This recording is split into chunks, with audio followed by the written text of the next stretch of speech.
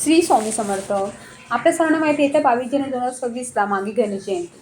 माघी गणेश जयंती आपण खूप उत्साहाने साजरी करतो, भक्तीने आणि प्रेमाने साजरी करतो. जसं आपण भाद्रपद महिन्यातला गणेशोत्सव साजरा करतो, तसेच माघी गणेश जयंती साजरी करतो. या माघी गणेश जयंतीनिमित्त काही गोष्टी आपल्याला करायच्या. तर तुम्हाला नशिबाची साथ हवे, तुम्हाला शिक्षणात अडचणी असतील, शिक्षणात ग्रोथ होत नाही आहे, किंवा तुम्हाला करिअरमध्ये ग्रोथ होत नाही, करिअरमध्ये अडचणी असतील, तर तुम्हाला एक छोटासा उपाय करायचा आहे. त्या दिवशी तुम्हाला 21 दुर्वा घ्यायच्या आहेत. 21 दुर्वांचा बंच घ्यायचा आहे.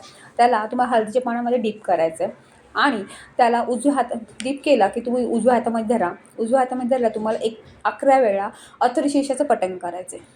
किंवा तुम्हाला अथर्वशीर्ष येत नसेल तर गणपती स्तोत्र केलं तरी चालेल, पण ज्यांना अथर्वशीर्ष येते त्यांनी अथर्वशीर्षच पठण करा, म्हणेल खूप फलदायी असतं.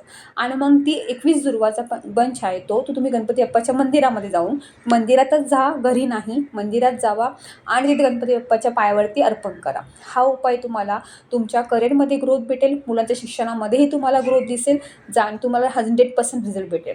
सोबत दुसरा उपाय, घरात सतत पैशांची अडचण असेल, सतत लक्ष्मी येते पण टिकत नाही, सतत प्रॉब्लेम्स असतील, तर एक छोटासा उपाय करा. त्या दिवशी तुम्हाला शुद्ध गाईचं तूप आणि थोडासा गूळ घ्या आणि ते गणपती बाप्पांना तुम्ही अर्पण करा नैवेद्य म्हणून. ते तुम्ही घरातही करू शकता, मंदिरातही केलं तरी छान राहील. ह्याने तुमच्या घरात अखंड लक्ष्मी श्रीलक्ष्मी राहील. बुध गुरुचा तुम्हाला कॉम्बिनेशन आहे, कारण त्या दिवशी गुरुवार पण आहे, त्यामुळे बुध आणि गुरु दोघांचा उपाय होतोय, त्यामुळे हा उपाय नक्की करा. तिसरा उपाय म्हणजे तुम्हाला नजर सतत लागत असेल, तुम्हाला वाटते की सतत नजर लागते, मग ते बारीक बाळ असो किंवा मोठा माणूस असेल, तर तुम्ही छोटासा उपाय करा. आपल्या प्रत्येकाच्या घरात गणपती बाप्पा असतातच. गणपती बाप्पाला आपल्याला कुंकू लावायचे आणि तेच कुंकवाचं बोट तुम्ही तुमच्या माथ्याला लावायचे आणि किती स्ट्रॉंग नजर दोष असेल तो निघून जाईल पूर्णपणे. आणि त्या दिवशी तुम्हाला एक गोष्टीची काळजी घ्यायची, त्या दिवशी तुम्हाला चंद्रदर्शन करायचं नाही आहे.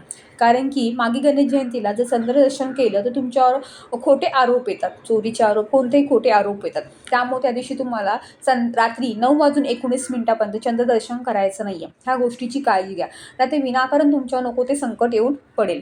कारण पुराणांमध्ये ह्याची पूर्ण लिखित आहे, पुराणांमध्ये आहे त्याचं उल्लेख, त्यामुळे तुम्हाला सांगते. त्यामुळे ह्या गोष्टीची तुम्ही काळजी घ्या. फक्त मनोभावे गणपतीची श्रद्धेने आणि मनापासून जर तुम्ही सेवा केली, हे उपाय जर केले, तर तुम्हाला 100% रिझल्ट भेटेल. तसेच गणपती बाप्पाला आपल्या सगळ्यांना मोदक खूप प्रिय आहेत.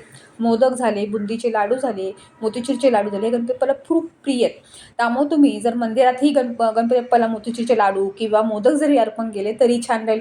घरी त्या दिवशी तुम्ही मोदकांचा नैवेद्य घरी बनवून दाखवा, उकडीचे करा किंवा साधे मोदक जसे करा तसे करा, तर खूप रिझल्ट 100% चांगला भेटतो. श्री स्वामी समर्थ.